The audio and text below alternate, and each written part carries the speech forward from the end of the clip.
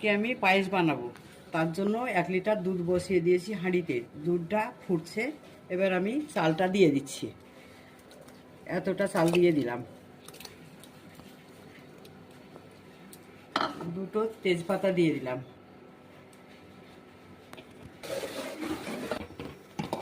পায়েসটা হয়ে এসছে। কিছুটা কাজু আর নারকেল কুচি কুচি করে রেখেছিলাম, ওইটা আমি দিয়ে দিচ্ছি।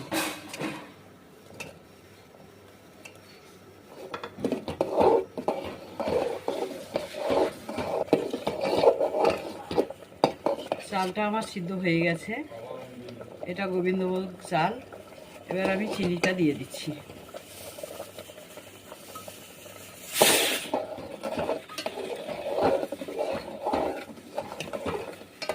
আমার পায়েসটা হয়ে গেছে, আমি নামিয়ে নেব।